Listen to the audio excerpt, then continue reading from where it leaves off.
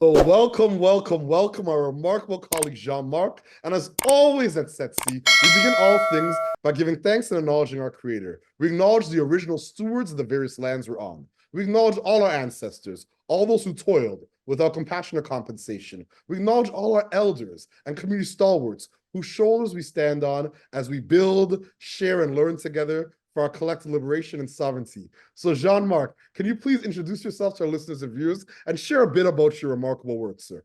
So I'm Jean-Marc. I'm the president and CEO of Philanthropic Foundations Canada, a network of foundations from across the country to strengthen the impact of philanthropy in all of its diversity, to support a more just, a more sustainable, and a more inclusive world.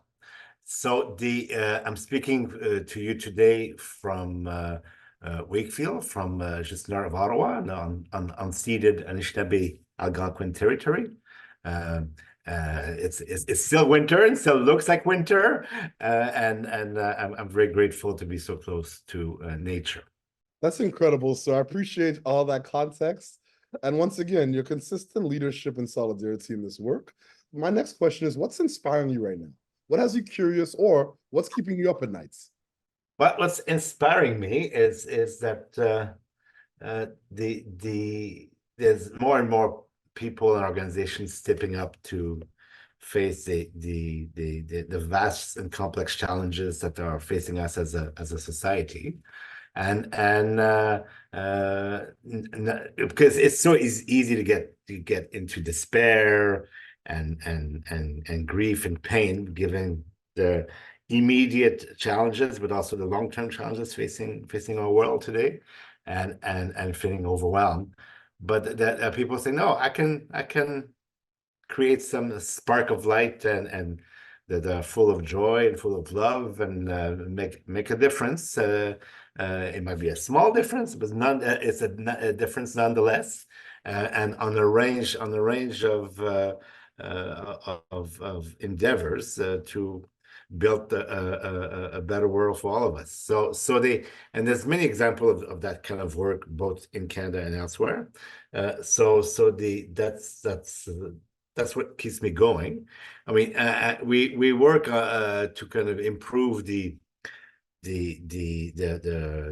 regulatory framework for charities and not-for-profit in the country, and we've worked very hard with other partners and allies in the sector to get the federal government to have a new set of rules to better support not-for-profit that do amazing work, often led by New Canadian people of color or Indigenous people who do not want that do not want the organization to become charities for a variety of reasons, but still do good work. And previously, foundations could support that work, but by putting they were forced to act on direction and control and demonstrate that to the Canadian Revenue Agency.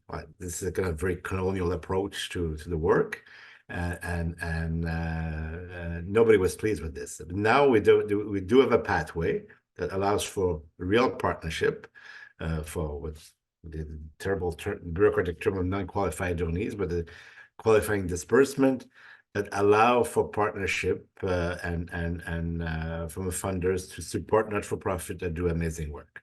And the law was changed a year and a half ago. The guidelines came out just before in this late December. So we're rolling them out now and encouraging people to appropriate them and build a body of experience, and so that we can better support and broaden the scope of philanthropy. So that like I think it's a game changer in terms of the world. But what's keeping me at night? Obviously the existential crisis of climate, the division, the deep division and pain created by the conflict in the Middle East. The journey to reconciliation is is not as fast as when we open or with indigenous people and people in this country. We're coming in 2025. We'll be coming to 10 years since the call for action. And yes, there's been progress, but I'm sure I'm convinced we can do more. So I'd like to revive our collective action that now that we have more indigenous-led philanthropic actors to really build a much more inclusive philanthropic community. And I do see signs of that, and promising signs of that across the sector. But we giving again the urgency of the challenge, we need to do better. That's incredible. I really appreciate all that context, your candor, but more importantly, the fact that you're centering so much in terms of justice, access, inclusion, diversity, decolonization, and equity in terms of your work. And I agree with you. All three of those things, the poly crisis, the climate crisis, the what's happening in terms of wars across the planets, definitely in terms of the commitments around reconciliation, the fact that we're approaching 10 years. Definitely there's been some gains, but we can't let up because we know how important that work is and how many lives and how many organizations, institutions, and communities. And you perhaps you don't know, I come from, I spent 25 years of my career in humanitarian assistance, or mostly in conflict zones from across the world, sorry. And I spent some time in the DRC. It's not in the news, but there's a terrible war going on right now, and the case in the Sudan, in Yemen. There are conflicts that are not on our front pages, that are largely forgotten because they are big. They are also big crises. I mean, Ukraine and what's happening in the Middle East is obviously taking a lot of our collective attention. But there's a high price to pay that there's many places in the world that also deserve attention and are getting it, and the situation as Haiti is appalling, and it's hard it's easy to get overwhelmed, but to see, okay, where can we actually make a difference, and when you understand the context and you have the partnership and the relationship, then you can understand, yes, it's possible to make a difference. It takes energy, it takes time, and it takes courage.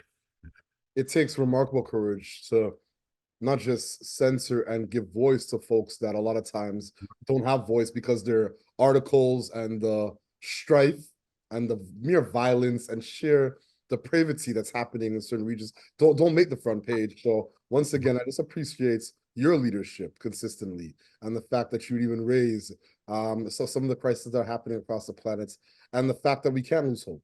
There's a lot of people fighting. There's a lot of people pressing and pushing to ensure that not only do we raise awareness of all the things happening in conflict zones around nations across the planet, but also the good work happening and the ways that we can all find ways to contribute in a world that's full of havoc and deep polarization. So once again, I just applaud your leadership. And I was aware of your humanitarian, and not just humanitarian work, but your international development work. But thank you so much for providing context around your deep work around this to our listeners and viewers. A lot of times, leaders like yourself get kind of, typecasted in terms of, he's doing philanthropy in the context of Canada, not recognizing such an extensive background across the world that also provides deep lived experience, social location, and informs your work and your practice and the policies that you develop. So once again, I appreciate your candor, transparency, and your consistent leadership as always. So my next question,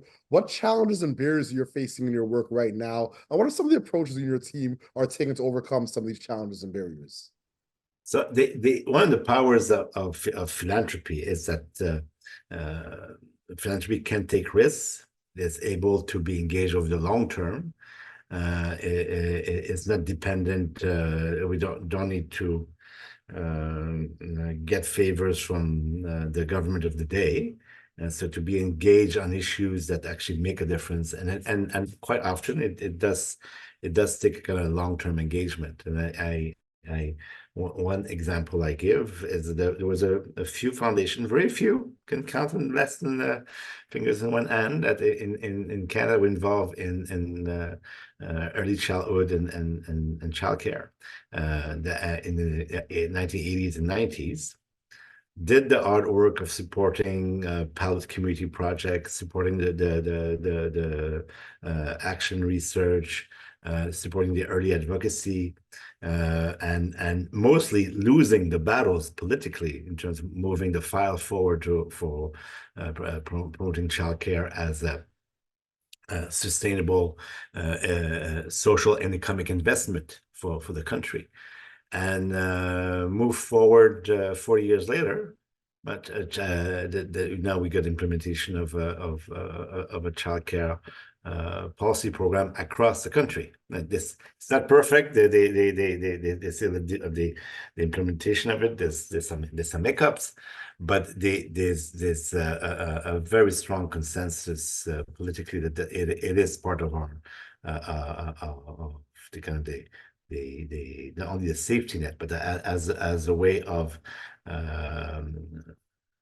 supporting the needs of the most vulnerable people in the society, but also allowing women and men to be full participant in our economy.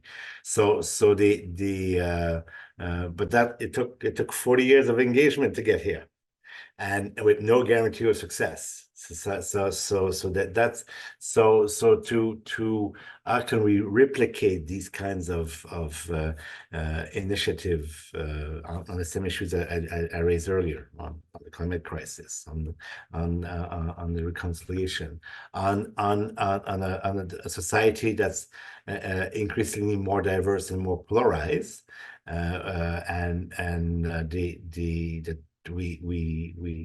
we want this like Canada to this point has avoided the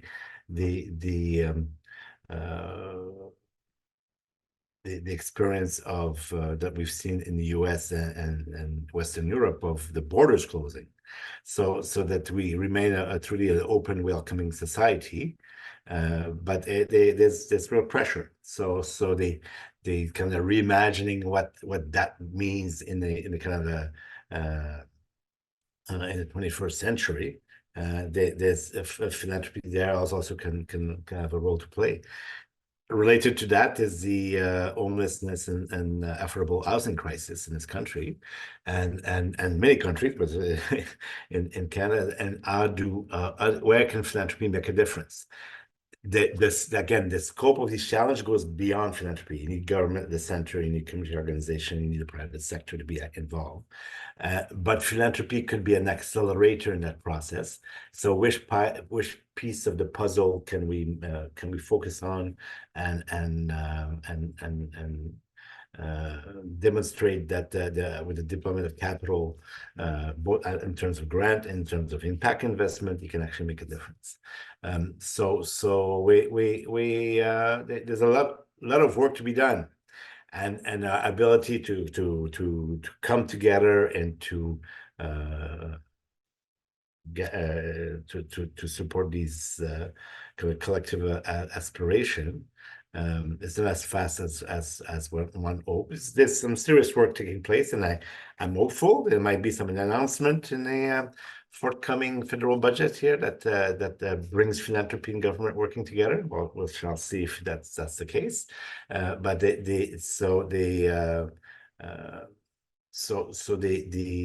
for philanthropy to really assume all of its tools, the full toolkit, and to be kind of comfortable that how it can deploy its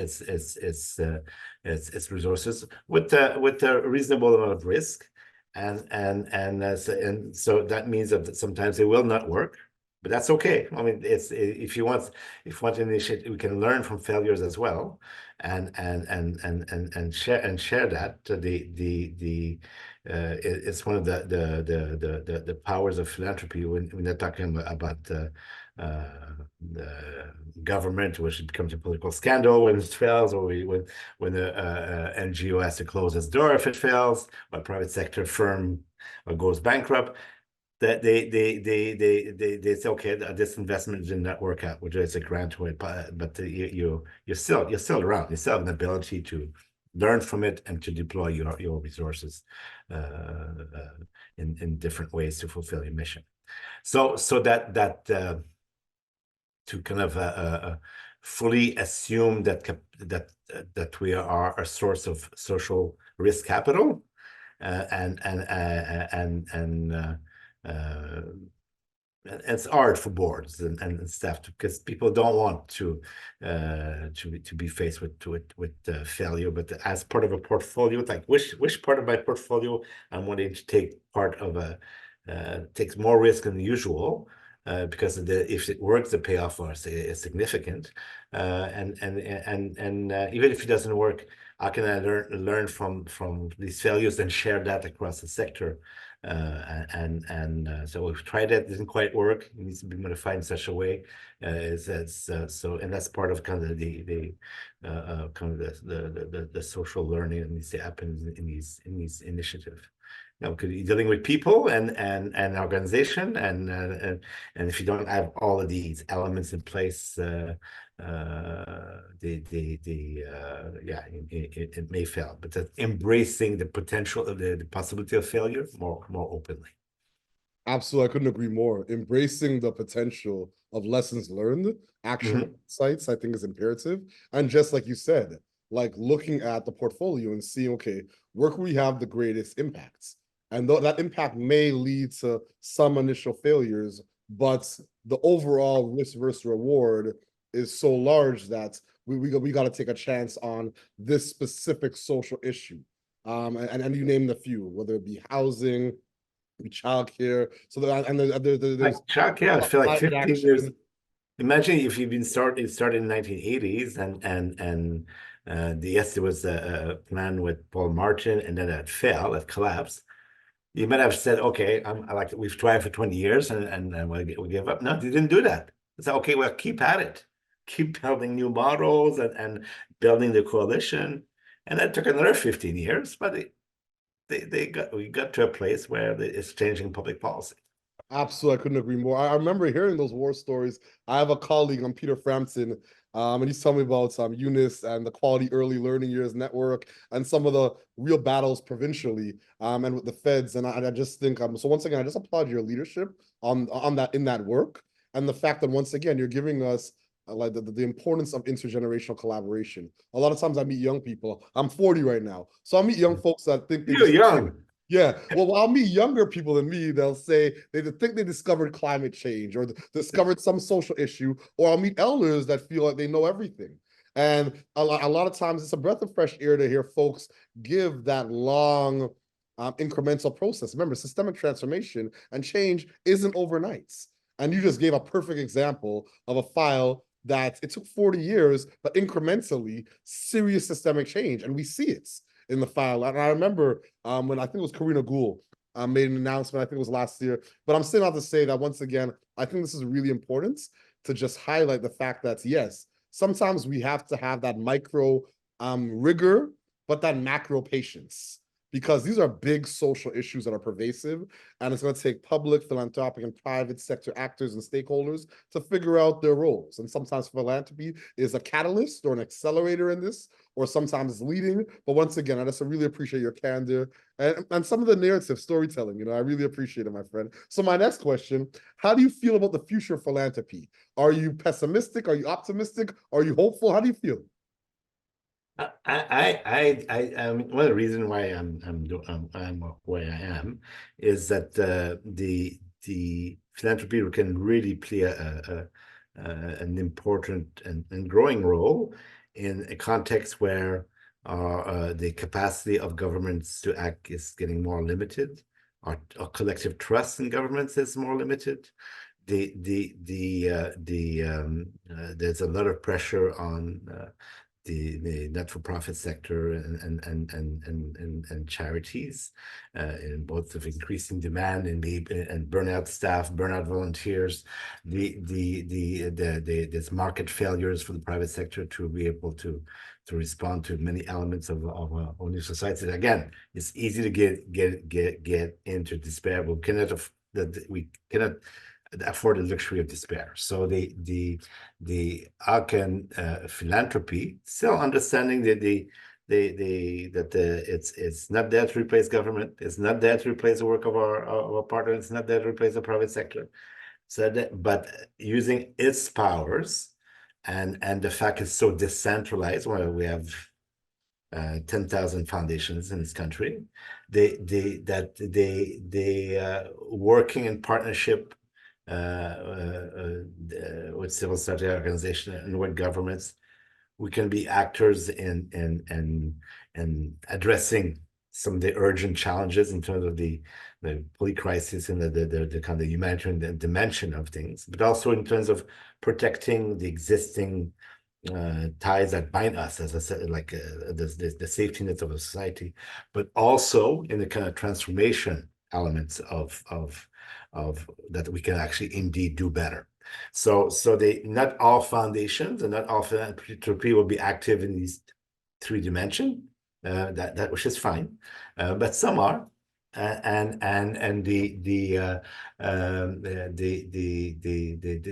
a work to be done, and that culture of giving and foundations is a tool for that.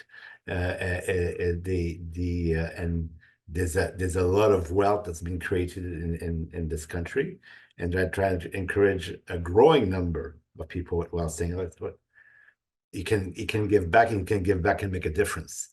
And Philanthropic Foundation of Canada, through our convening powers, we do kind of do some capacity about what's good governance of foundation, good grant making, good investment practices, good partnership principles, the initiative on collaboration for early childhood to housing, the work on policy. All of that is they kind of support the ecosystem. So I'm very optimistic that they are more people that want to give back, and people that are willing to take more bets on good bets on the kind of society that we all want.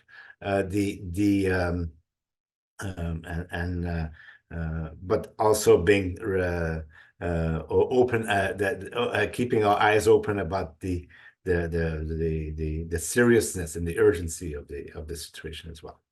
So it's a fine line to walk, and some days, yeah, you're down, but you need to pick yourself up and keep at it, and then like these pure moments of magic when you and especially for those who are doing the work at the front line, and that add the human connection and the joy and the love that the work entails. That's truly transformative. I couldn't agree more. And I love that. We cannot afford the luxury of despair. Like I couldn't agree with that more. That's something that's my father shares a similar sentiments with me sometimes when I talk about, my work, or even my wife sometimes when I wake up and I watch, Democracy Now, or go to bed and watch Amy Goodman, and I see what's going on in the world. My wife always reminds me a similar statement. I want to make sure that our viewers and listeners grab that. We cannot afford the luxury of despair. So thank you. So my last question, Jean-Marc, do you have any closing thoughts or calls to action for our listeners and viewers? Let's not fall into the caricatures of each other. I mean, and in popular culture, you got the sense that the foundation are somewhat very opaque and almost evil in terms of trying to pull the strings of power and that maybe some foundation leaders are finding some of their civil society partners very idealistic and a bit naive.